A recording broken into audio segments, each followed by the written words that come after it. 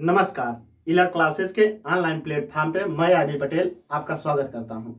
आज हम पढ़ेंगे भारत की भौगोलिक स्थिति व उसका विस्तार का पार्ट 2। उसके आगे हम लोग पढ़ेंगे।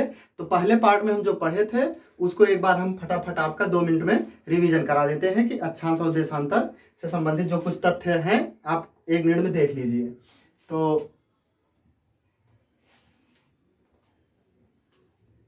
ये आपका है 0 अक्षांश। जैसे कि हमने आपको बताया था कि 0 अक्षांश को आप 4 नामों से जान सकते हैं। अक्षांश हो गया, विषुवत वृत्त, विषुवत रेखा भी बोलते हैं इसको, भूमध्य रेखा या बृहद वृत्त भी बोलते हैं। बृहद वृत्त क्यों बोलते हैं? क्योंकि यह लगभग पृथ्वी को 2 बराबर भागों में बांटती है। अब आप स्वयं सोचिए कि अगर जैसे जैसे आप रेखा खींचते जाएंगे तो हर बार रेखा लगभग थोड़ी थोड़ी छोटी होती चली जाएगी।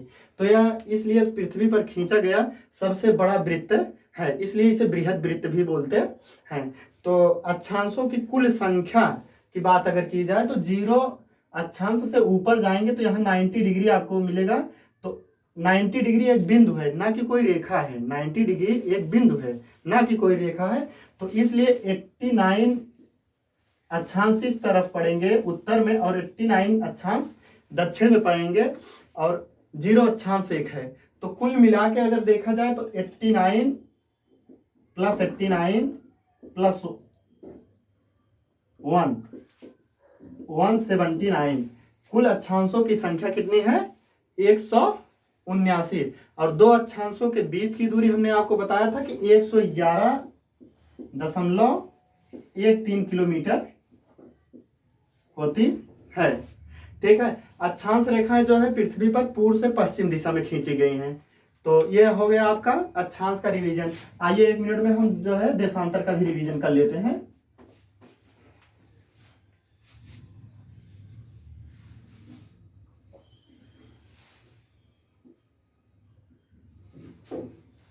देशांतर रेखाएं पृथ्वी उत्तरी ध्रुव और दक्षिणी ध्रुव को मिलाने वाली रेखाएं जो है वह देशांतर रेखाएं हैं।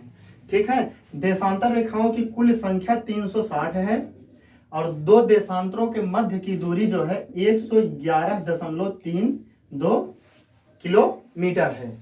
और ये 0 देशांतर अगर मान लिया जाए तो 0 देशांतर लगभग इंग्लैंड के मध्य से होकर गुजरता है। इंग्लैंड के ग्रीनविच वेधशाला है, वहां से होकर गुजरती है। यही जो है आप कह सकते हैं कि मानक समय का निर्धारण भी यहीं से होता है। ठीक है। और 2 देशांतरों के मध्य की जो सर्वाधिक दूरी होती है वह भूमध्य रेखा पर होती है। ठीक है। और 2 देशांतरों के बीच का ये जो है इसको किस नाम से जानते हैं? तो इसे कोर कहते हैं। क्या कहते हैं? कोर। 2 देशांतरों के मध्य जो दूरी होती है उसे कोर कहते हैं। ठीक है।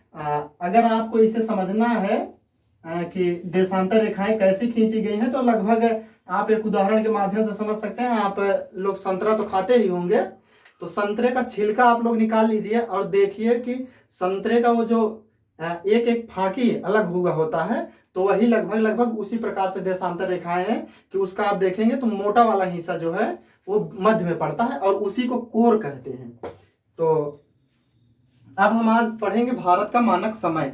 तो भारत का मानक समय निर्धारण कैसे हुआ है, क्या कारण है कि यही है, तो इसके बारे में हम विस्तृत चर्चा करेंगे। विस्तृत चर्चा करने के लिए हमें एक ग्राफ के माध्यम से समझ लेते हैं कि ये आपका है 0 देशांतर और ये है 180 देशांतर पश्चिमी और ये है आपका 180 देशांतर पूर्वी। 0 देशांतर से जब हम पूर्व में चल लेंगे, 0 देशांतर से जब पूर्व में चलेंगे तो हर 15 देशांतर पे 1 घंटे का समय प्लस में लिया जाएगा। हर 15 देशांतर पे। तो यहां से यहां तक चलने में हमें 12 घंटे हो जाता है। और जैसे अब इधर चलेंगे तो 12 घंटे इधर भी हो जाएगा। तो ठीक है, 12 घंटे। तो पृथ्वी आप लोग जानते हैं कि पृथ्वी जो है कि 24 घंटे में अपना एक चक्कर पूरा कर लेती है। तो 24 घंटे में जब एक चक्कर पूरा करती है तो वह 360 देशांतरों से होकर गुजरती है 24 घंटे में। तो यदि हम बात करें तो 24 घंटे का अगर इसमें भाग दें तो 15 देशांतर आ जाएगा कि पृथ्वी 1 घंटे में 15 देशांतर की दूरी तय करती है। पृथ्वी 1 घंटे में 15 देशांतर की दूरी तय करती है और इसी देशांतर के माध्यम से ही पृथ्वी पे जो है सूर्य का उगना, अस्त होना, दोपहर होना सब इसी पर निर्धारित है। तो यदि 15 देशांतर 1 घंटे में तय करती है तो एक देशांतर कितने समय में तय करेगी? तो यदि 15 देशांतर 1 घंटे में, तो 1 घंटे में आप 1 घंटे में जानते हैं 60 मिनट होता है, 60 में आप 15 का भाग देंगे तो 4 मिनट आ जाएगा। पृथ्वी एक देशांतर की दूरी तय करने में 4 मिनट का टाइम लेती है। ठीक है, तो जब हम इधर चलेंगे इसके पूर्व में तो हम टाइम प्लस में लेंगे। किस में लेंगे? प्लस में। और इसके जब पश्चिम में चलेंगे तो माइनस में लेंगे। आप लोग जानते होंगे कि इंग्लैंड से भारत का टाइम जो है 5 घंटा 30 मिनट आगे है। क्या है? आगे है। आगे कितना आगे है? 5 घंटा 30 मिनट। 5 घंटा 30 मिनट ही क्यों आगे है? तो इसके बारे में हम यहाँ देखेंगे कि भारत का अच्छा देशांतरी विस्तार जो है 68 अंश 7 मिनट से 97 अंश 25 मिनट तक है। ठीक है, तो किसी भी देश का जो मानक समय तय किया जाता है लगभग उस देश के मध्य से जो होकर गुजरने वाली देशांतर रेखा होती है उसे ही किसी भी देश का मानक समय तय किया जाता है। तो देख लीजिए आप, हमने बताया था आपको भारत का अक्षांशीय व देशांतरी विस्तार जो है वह लगभग 29 है। कैसे? अगर आप 97 में से इसको 97 आप पूरा ही ले लीजिए और इसको 68 ले लीजिए, इसमें से घटा देंगे तो 17 में से 9 गया, 8 गया 9, फिर यहाँ से 2, 29 देशांतर के लगभग भारत का विस्तार है। कितना है? 29 देशांतर। तो 29 का आधा यदि आप करेंगे तो आपको मिल जाएगा 14.5। ठीक है, तो अब आप 68 में आप 14.5 जोड़ दीजिए तो आपको 82.5 मिल जाएगा। अब 82.5, तो अब अगर आप इसमें 4 का मल्टीप्लाई करेंगे तो आपको 8 चौक 32, 320 और 8 330 मिल जाएगा। कितना? 330। अब आप इसमें 60 का भाग देंगे तो 6 पंचे 30, 5 घंटा 30 मिनट इस प्रकार से आपका हो जाता है। ठीक है, पूरा ये आपका विवरण हो गया इसका। और यहाँ से खींचे जाने का रीजन क्या है? और पृथ्वी जो है आप लोग जानते हैं कि पृथ्वी जो है पश्चिम से पूर्व दिशा में जो है घूर्णन कर रही है। कैसे? पश्चिम दिशा से पूर्व दिशा में इस प्रकार से घूम रही है। तो आप कल्पना कीजिए कि यहाँ सूर्य है,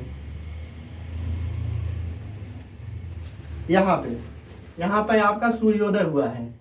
तो सूर्य की किरणें भारत में, यदि बात की जाए कि सूर्य की किरणें सर्वप्रथम भारत में कहाँ पड़ती हैं, तो वह आपकी अरुणाचल प्रदेश में। तो भारत में सूर्योदय सर्वप्रथम जो है अरुणाचल प्रदेश में होता है। तो भारत के अरुणाचल प्रदेश और गुजरात में 2 घंटे का, लगभग 2 घंटे का अंतर है। लगभग 2 घंटे का अंतर क्यों है? क्योंकि हमने आपको बताया कि देशांतरी विस्तार लगभग 29 देशांतर के मध्य है।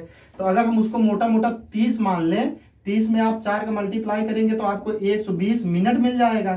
फिर इसे घंटे में कन्वर्ट करेंगे तो लगभग 2 घंटे आ जाएगा। इसलिए 82 सही 1/2, ये 82 सही 1/2 यह भारतीय मानक समय तय किया गया है। ठीक है, यह भारतीय मानक समय जो है भारत के 5 राज्यों से होकर गुजरता है। भारतीय मानक समय भारत के 5 राज्यों से होकर गुजरता है। भारत के किन किन राज्यों से होकर गुजरता है इसको आप देख लीजिए। ये देखिए, आपको मैप में बखूबी दिख रहा होगा। ये देखिए, उत्तर प्रदेश, मध्य प्रदेश, छत्तीसगढ़, उड़ीसा और आंध्र प्रदेश।